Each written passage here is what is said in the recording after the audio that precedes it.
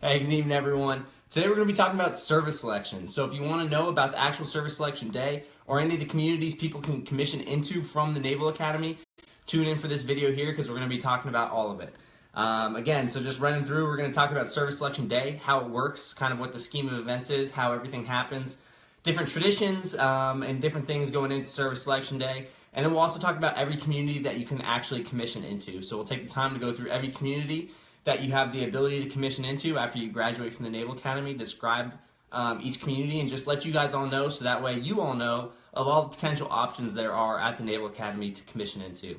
So that's our plan of the night today, so looking forward to that. Before we get started, thank you everyone tuning in, whether you're live or on the rebroadcast.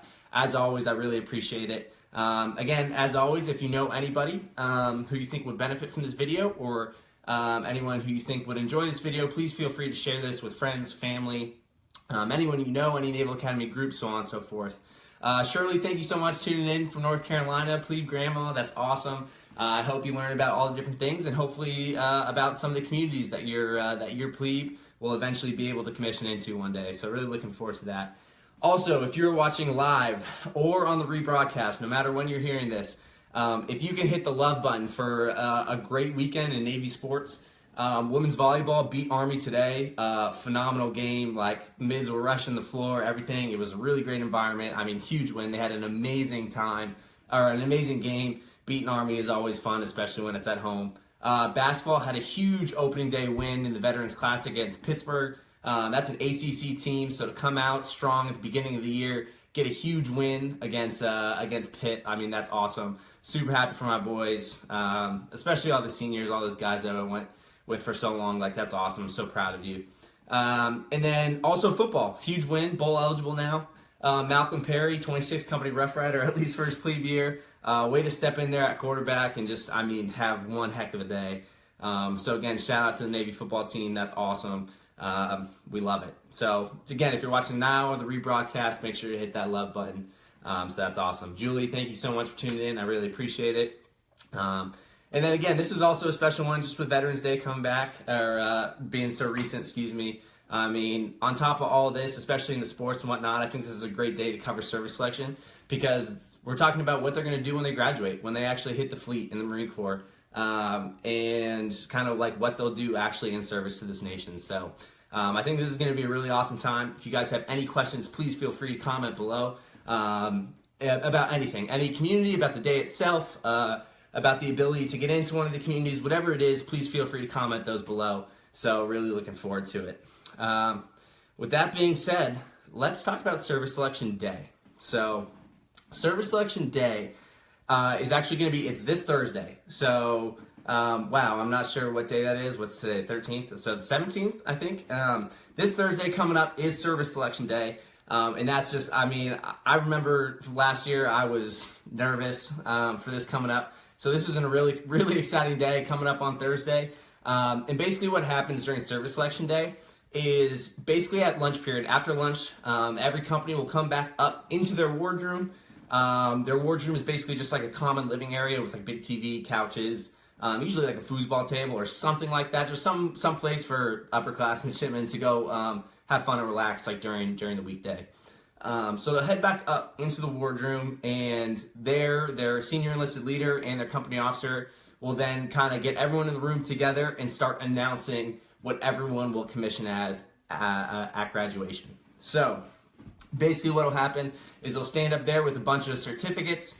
How do they submit preferences for service selection? That's great. We will talk about that in just a sec. So basically, service selection day, they'll have a bunch of certificates with each midshipman's name on it and then the community they're going to commission into.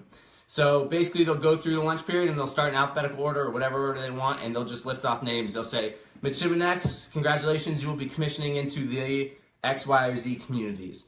And it's just like, it's a surreal moment when you hear it. It's a ton of fun. And it's just like everyone, especially everyone that's really wanted this opportunity, like it's really an exciting day. Now, not everyone gets their top choice, unfortunately. So this day could also be a little bit of a shock, a little bit unnerving for some people who didn't get their top choice. So I mean, there is that aspect to it as well, but at the end of the day, basically what happens, you'll find out around 12:45. So if any of you have a firstie, or as your midshipman goes through the time, it'll be at about 12:45 that they'll find out what their service selection is going to be, and it's a great time. Again, it happens in the wardroom with everyone in the company, your company officer, and your senior enlisted leader. Now, there are some times where you'll be away. So if you're an athlete that's traveling for a game or whatnot, there may be a chance that you are not there. You were not there for the actual event. In which case, that was me. We were in the midst of the basketball season. We were traveling on the road, and we weren't there for practice. So instead of me being in the wardroom with my company, I was actually at basketball practice. And at the end of basketball practice, our officer representative, Major Cruisinger, came up and just announced service selection for all the seniors on the team, which was also a super awesome opportunity. Post the link below about that day, which was super fun. I mean, I'm telling you, like, it's so much fun to have your name called and hear what you're going to be doing for the next at least 5 years. So that's a really, really cool opportunity. Also, when you have a super awesome company and like Kiwan, I know you tune in a lot to this, so you see that like Photoshop you in there. So there's actually a picture that was a header. I posted it on Academy Insider Facebook page, announcing this event for this Facebook Live that has the picture of my company at Service Selection, and there's me photoshopped in my basketball uniform holding my certificate saying what company or what community I was going into, so that was really entertaining. So that happens there. But yeah, so if you're away, you just generally do it with your team, and so that happens. Also, that night, there usually is like a service assignment party where you get together and do everything. Oh, we have guests. We have Ed, the hot sponsor dad, and Grover the bulldog. Oh, you're getting big, big dog. I actually asked Ed to join us today for a little bit to talk about a lot of these communities. So when we get there, he'll chime in with all his funny different thoughts about every community. Because every community, you will find out, they have stigmas about them, different reputations and whatnot. He's so cute. So we're going to do that in the most polite way possible, just having fun with all the different communities, what they're known for, kind of some of the jokes about them and whatnot. So we'll get to there.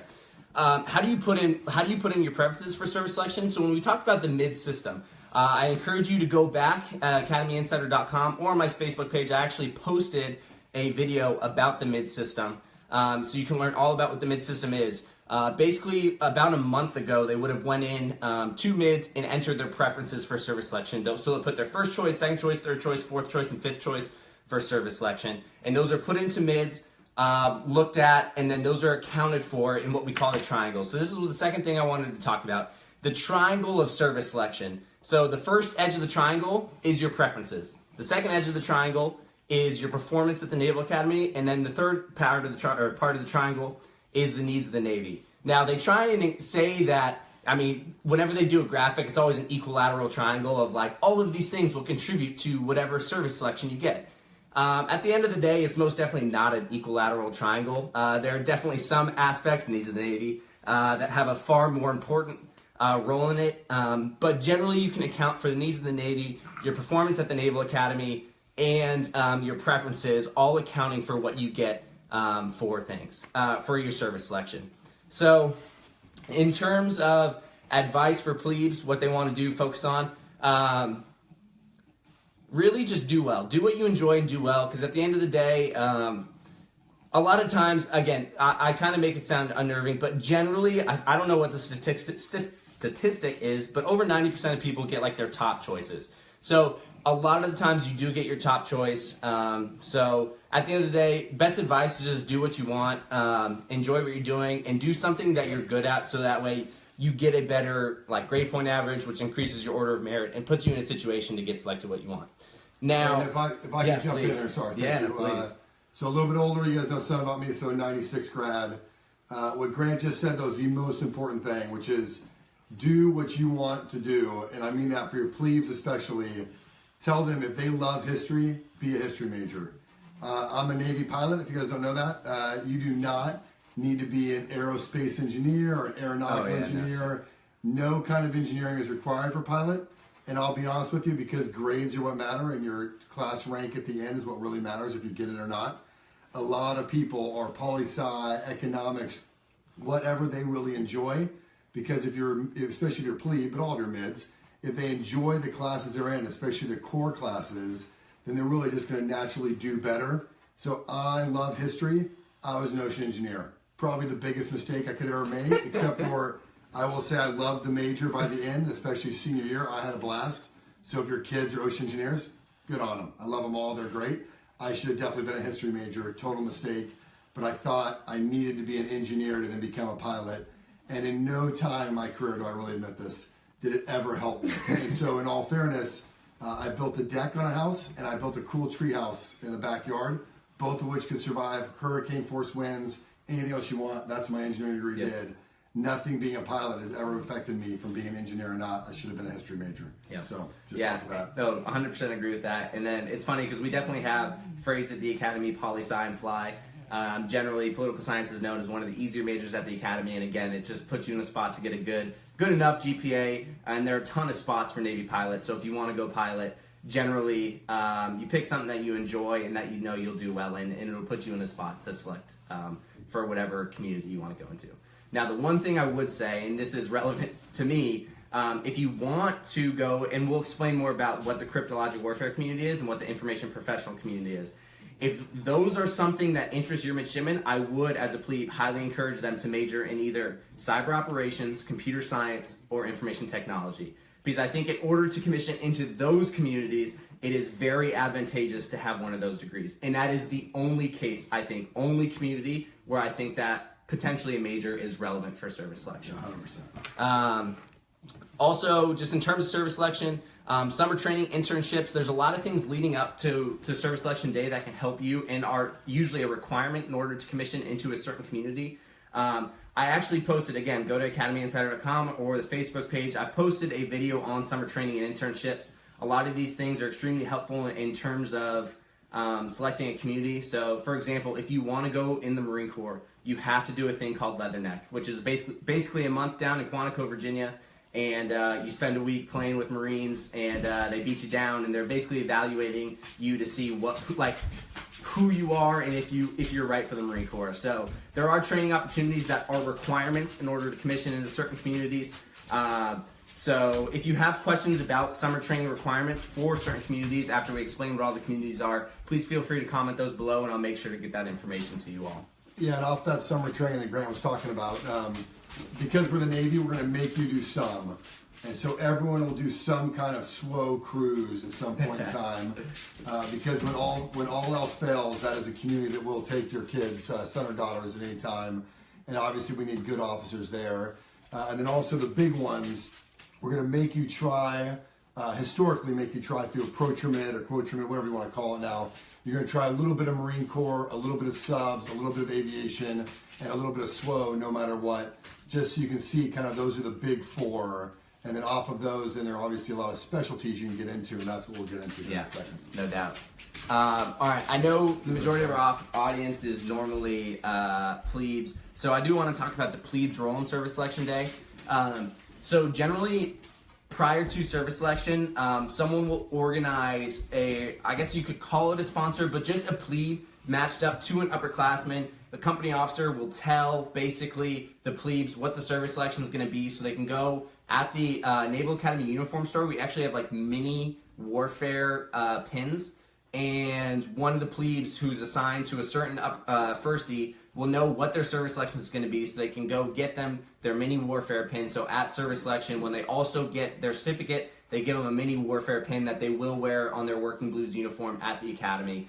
Now, what you have to remember is there's generally more plebes than firsties, just based on natural, whatever you want to call it, attrition at the academy, or just whatever some people choose to leave, or whatever happens. There's generally more plebes in a class than firsties. So if your plebe is like, if your plebe doesn't have a firstie for this, don't worry about it. It's probably just because they were mismatching numbers.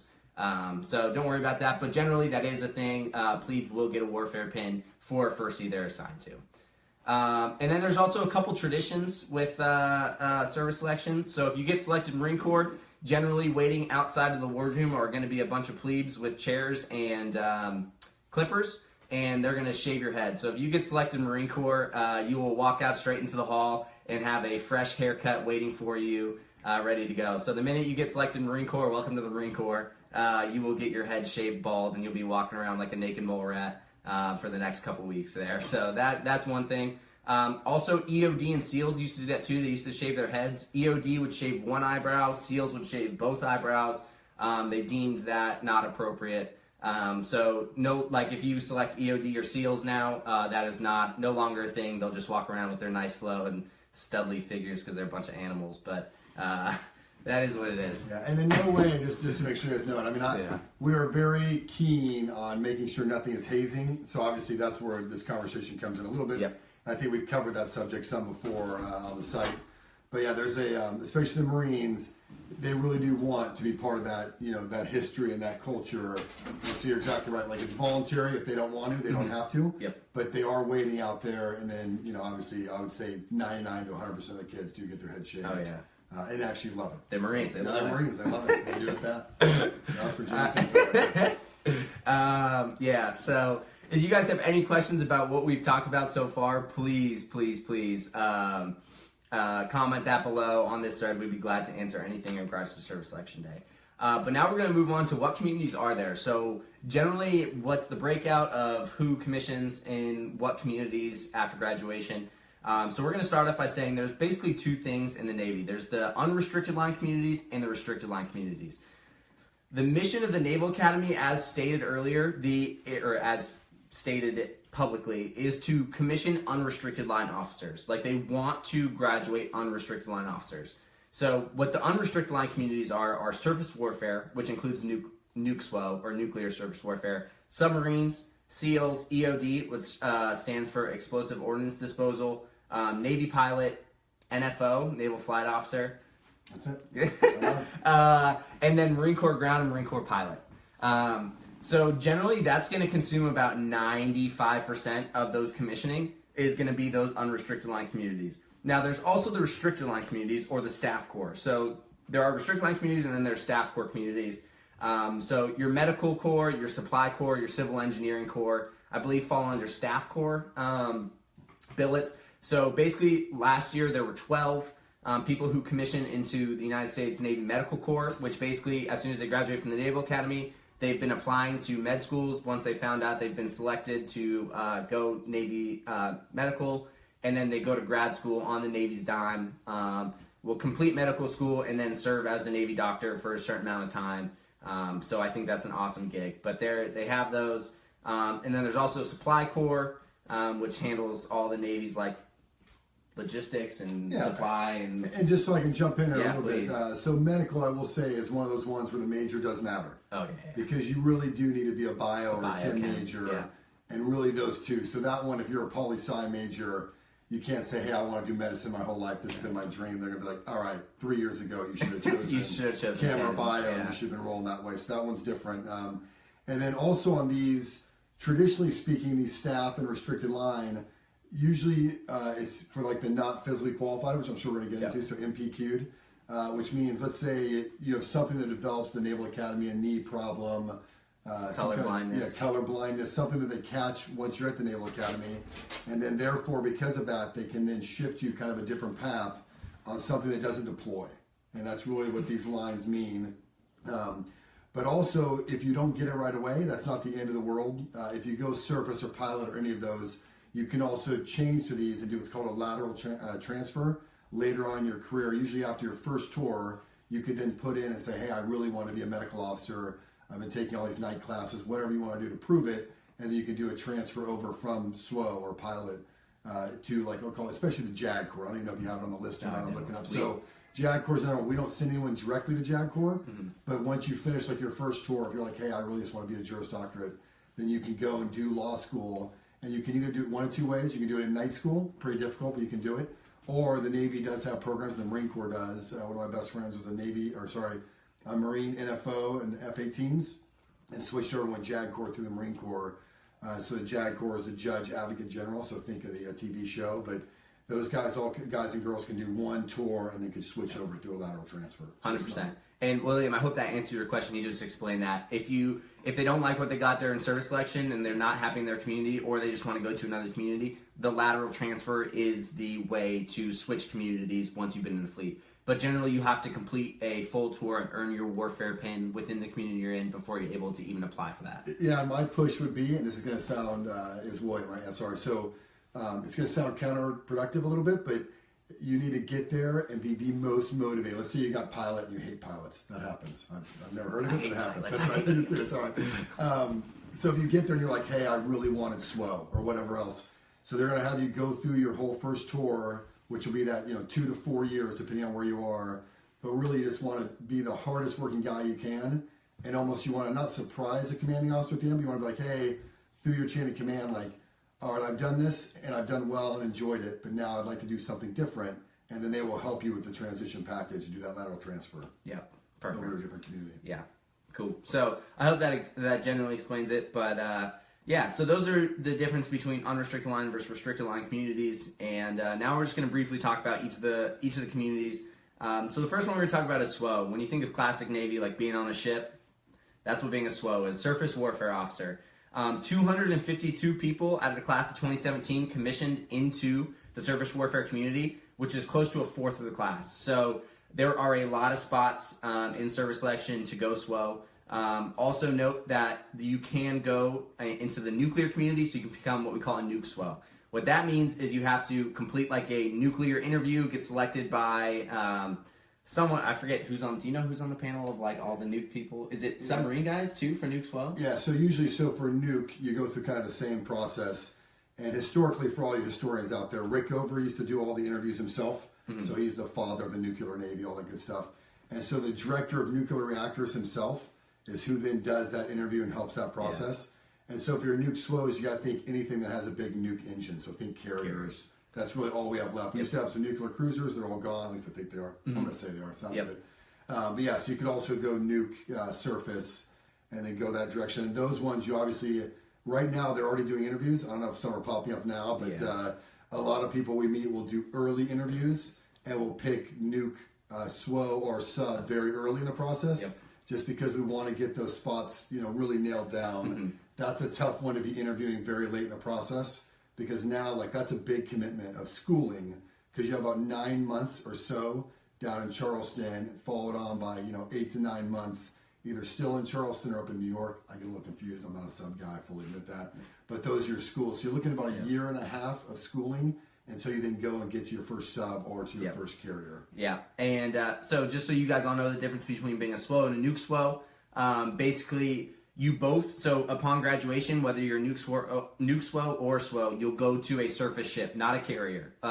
So you're talking destroyers, cruisers, LHA, LHD, LPD, LSD, basically LCS, and all of these different kinds of ships. And then once you complete your first tour, then as a nuclear SWO, then you'll go to power school, and then your second tour will be on a carrier, and the rest of your tours will be onboard carriers. So basically the whole purpose, as you're saying, for nuclear SWOs is to serve onboard carriers.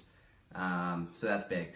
And then submarine community, like you were saying, for nuke SWOs and subs, they do the early selection process. So towards the end of their second class year, the end of their junior year, they'll start that interview process, and early into first year. So a lot of people who are nuke SWOs or subs already know they're going to be nuke SWOs or subs because they've been told through that early selection process. So that one, service selection day, is not as exciting for those people because they already know. But I mean, those people are super smart. And then for the sub officers, so there's boomer and fast attack, and they'll kind of figure that out later. Most sub officers will do a tour on each, and then figure out then which, if they want to go all the way in the Navy, we'll call it. So commanding officers at a commander level, so command is what we'll call it. They'll get to that point, and the reason they try to do your JO and department head on different types of boats is that way your command tour, you're not surprised, like, hey, I've done fast attack my whole life.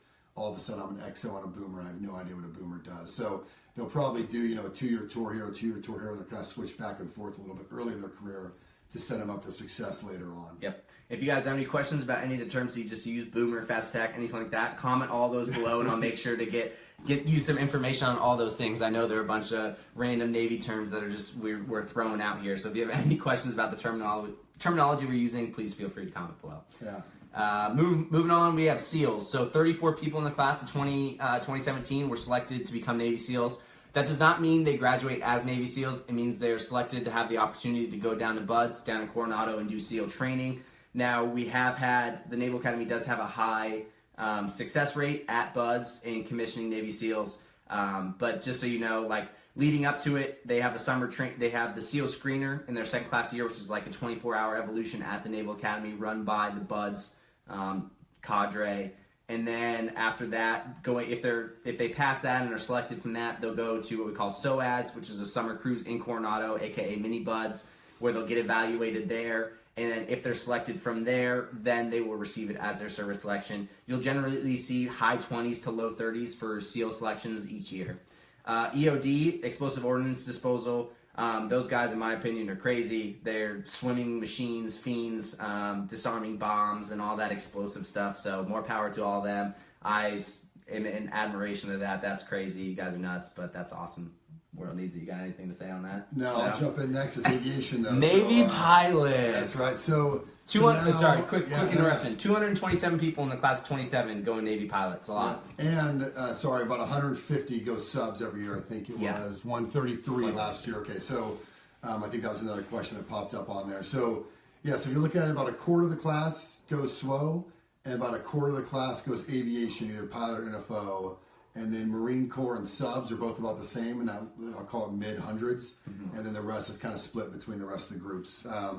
So Naval Aviation, as we talked about, that's obviously my field, so I love talking about this. I won't talk too long, though, I promise. So I saw a question pop up on the ATSB. So this is a test you have to take. It is very important, and there are certain scores you have to get. If you've never taken it, go online, even as parents. It's pretty entertaining because they're going to show you like 4 little boxes, and it's going to be like, what are you doing with the controls? And you have no idea what you're doing because you're not a pilot. And so literally, like, my recommendation for your kid is hold the paper up and then act like you're like doing different positions to be like, oh, I'd be pushing down and forward. That makes sense. And believe it or not, that'll actually work and help your mids as they go and take the test. But for aviation, when they graduate, you'll then go to Pensacola, and really, you got to think of this as like a grad school. So it's about 2 years to get your wings of gold. That's the coveted wings that everyone wants to get at the end. But you go through, everyone starts at Pensacola for either an initial flight school in IFS, and you can do part of that up at the Naval Academy or do it down in Pensacola. There's no requirement, but it is available at the Naval Academy to do it early, especially that summer before your senior year. If you really want to go aviation, I recommend it. They get you basically through about a solo on your private pilot's license, and that way you know, hey, I'm not going to get airsick. I'm going to enjoy myself. I'm going to like it, and this is what I really want to do. Because we don't want to do is we don't want to get you down there. This is a pretty big time commitment. So you're talking about for service selection, 5 years is the minimum. Pilot is up to around the 10-year time period to 12, depending on what you pick. And so because of that, we want to make sure you're going to enjoy it once you get down there. And then once you go through, you'll go through, as I said, Pensacola. And then as you pick specialties, you'll kind of go all over the place. So on a quick rundown, initial flight school is in either Whiting Field for pilots or Corpus Christi for pilots, and at main side Pensacola for all NFOs. And then after that, you switch to intermediates, and that depends. If you pick jets, you would move to Meridian, Mississippi, or Kingsville, Texas. And if you picked P3s or helicopters, you'd stay where you are, or P8s, sorry, we're a little bit more advanced. You'd stay where you are, and then you would then transition to Whiting Field is where all of our helicopters train for advanced. But then P3s or E2s, all those multi-engine aircraft are down in Corpus Christi, and the jets, as I said, are in Kingsville and Meridian. So that's aviation kind of in a nutshell. We can have a whole other segment on that. We love it. Yeah. If you guys want to learn more about naval aviation, please let us know. Comment that below, and we can come on and talk about that for a long time. So 69 people in the class 2017 commissioned as naval flight officers, NFOs, aka when you don't know much about them like me, you just know them as backseaters. In like jets, they're kind of the people in the backseat handling all weapon systems and like radars and different things like that. And then on big planes, what do they do on big planes? Yeah, so I would say the best thing about the NFOs, you got to think of this as they're your navigators, your tactical experts. So they're really the ones that are running the tactical scene. So for a carrier battle group, you launch a plane called an E2, and it has 3 NFOs on it and 1 pilot. The 3 NFOs, I always call them kind of the grand chess masters. So they're up in the air running the whole air picture through use of their radar to make sure, okay, we have friendly aircraft, enemy aircraft, and they help organize and make sure no one gets confused. And so those NFOs are very important. And then on P8s, they're the ones that are going to help you. You're hunting submarines, let's just say. We won't get too technical, but you're going to have to drop some buoys. They're the ones that are the experts with the enlisted in the back to work together to see what kind of buoy field you want to put out, and that way you can do it. So, yeah, very important to the whole piece. Wow, yeah. Man, NFOs are great, aren't they? Awesome. I love it. As you'll soon learn, all communities have funny jokes. Navy pilots, NFOs, they always argue who's more important and have that of fun. So Mr. Ed was definitely very nice in his description of NFOs. It's just like a fun, sibling rivalry, just like Army versus Navy, pilot, NFO, all that exists. And really, as Grant said, all these communities, it is fun to kind of heckle each other. Especially being a sponsor dad, it's fun. I mean, I've got second class of females to go subs. We've got Sam Lee out in Everett, Washington, Bremerton area, and then having Grant go cyber. It's kind of fun to there's a little bit of harassment package that goes with all these. But, Always. But definitely once you're in the same community of aviation, it's fun to make fun of each other. And even we'll say pilot and foe, but even the F-18 pilots down to the P-8 pilots will all heckle each other. Yeah. So it's good fun. Where do plebes go to get the mini warfare pins? The uniform store in the basement of 5th Wing, I believe. 5th Wing or 3rd Wing. So, yeah, that's great. I constantly got harassed. Why are you not being a Navy pilot? You're an idiot. Why are you not selecting Navy pilot? And that's just for my wife, not even me.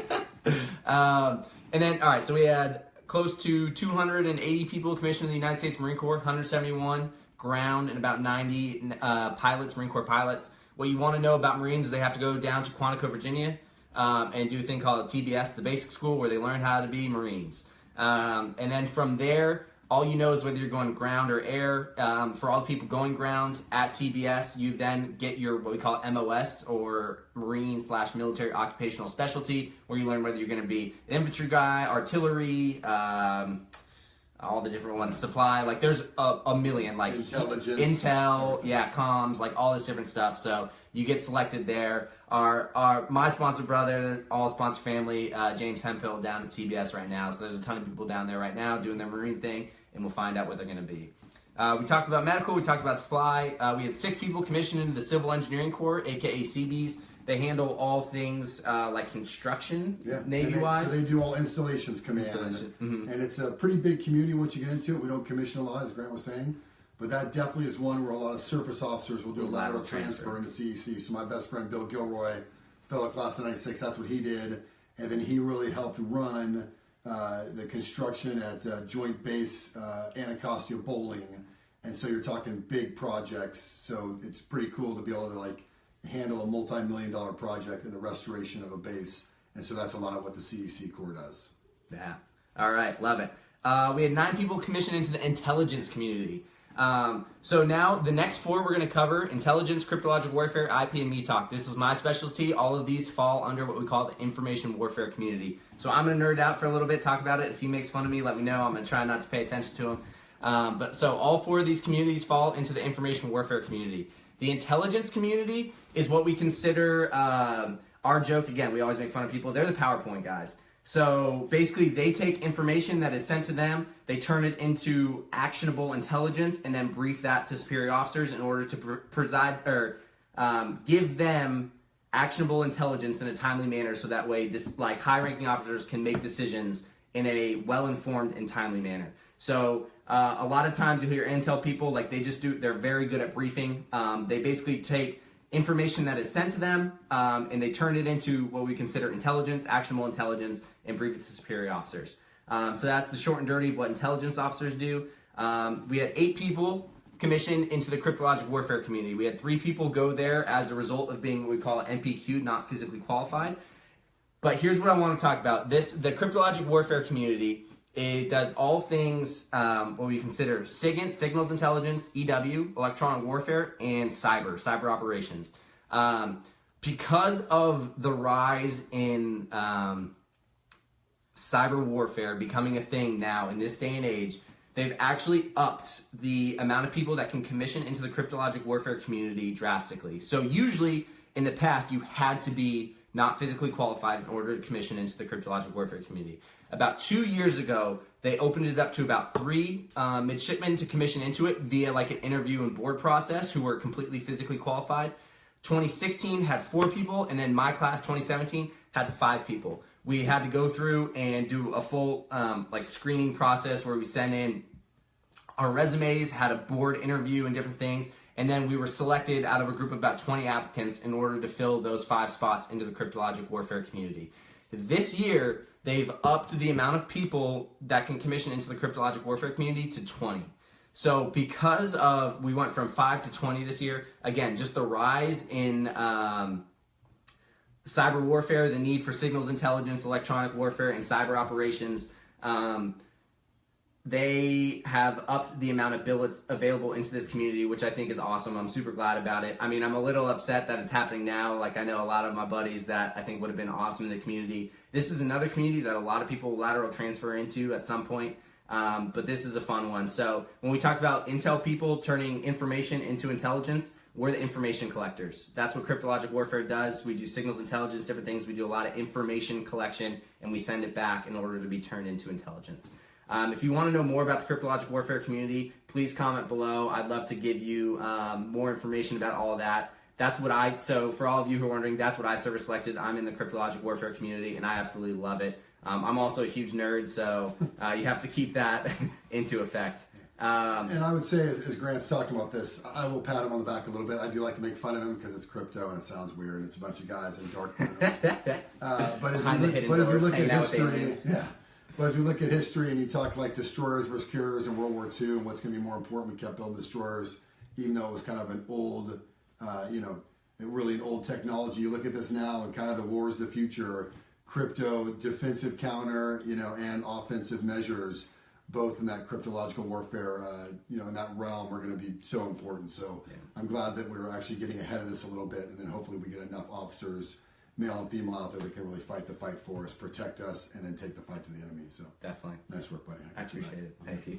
Love it. We had 4 people commissioned into the IP community, which stands for Information Professional.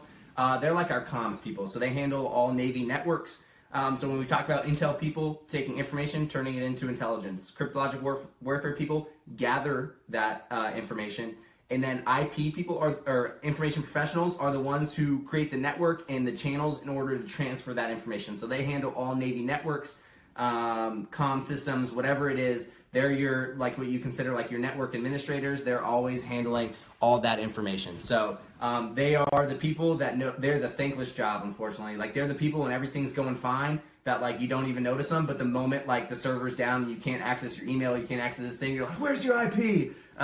So I feel bad for all my friends in the IP community, because again, I'm just letting you know right now that we appreciate you, we love it, but oftentimes it's the thing that goes overlooked until it's not working, and then in which case you're getting yelled at. So that's the information professional community. And then we had 2 people commissioned into the METOC community, which is like your meteorology/oceanography. We like to joke they're the weather guessers. They basically do all the forecasts and whatnot. But it actually is important in the grand scheme of the information warfare community, because I'm going to nerd out for a little second. But like radio wave propagation is largely affected by the weather and all the different things, whether there's rain, cloud coverage, different things, the different aspects of the troposphere and whatnot. So they can provide you with a lot of information about how radio signals are going to propagate. And so it helps when you're dealing with comms and information transfer. So they are actually extremely important in a lot of things. So your METOC folk round out the information warfare community. So those, I know that was long. I'm sorry. I really appreciate you guys all staying. I hope you gathered some information for like this. Can we do a more in-depth session of each of these communities? I'd love to. At some point, I'd love to go more in-depth and bring in guests who are experts in each community and talk about that. So if that's something you guys would enjoy, please comment that below. Let me know if that is something you guys would enjoy, because I most definitely get people from each community in here to talk about their community, and we can go more in-depth about how that all works. Yeah, and let me add one thing real quick. Yeah. So if your plebe is looking for the mini pins and they happen to run out down the uniform store, over at also at the Naval Station in Annapolis, there's a uniform shop, and they also have them there. The mini pins he's discussing are the ones that we wear on our mess dress, and so there's a miniature version of it, but it is an official pin, and they're about $8 or so, so it's not that horrible of a price when you walk in there. A lot of their stuff is a lot more expensive. But so just in case they run out, I was just thinking that the Naval Station also has them. Or you can order them NEX online, and they can get them early if they want to also. Perfect. So, sorry. Yeah. All right. Sweet. Well, thank you guys so much for tuning in. I'm glad you appreciated this information.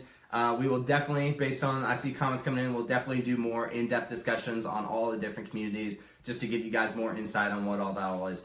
I'll also do a podcast coming up here on all the different majors that you can talk about, so you can start discussing with your plebes what kind of majors you want. Other than that, thank you guys so much for tuning in. Whether you're live or rebroadcast, thank you so much. I think this is a really big one. Again, if you are watching this now, whether it's live or rebroadcast, please share this video. Get this information out there. It's really important, especially for prospective people that maybe want to come to the community. Just letting them know, like, hey, these are the opportunities that are out there if you want to come to the Naval Academy and commission and do all that stuff. So if you have any questions about anything, please comment below. Let me know. Otherwise, I hope you guys all had a great weekend. And again, comment below if you have any questions, comments, concerns, or any ideas for future topics. Please make sure to comment and send those in. Otherwise, Mr. Ed, thank you so much for talking about all this stuff. Hey, thanks for joining us. We appreciate it, guys. Thank you guys so much. I hope you all have a good night.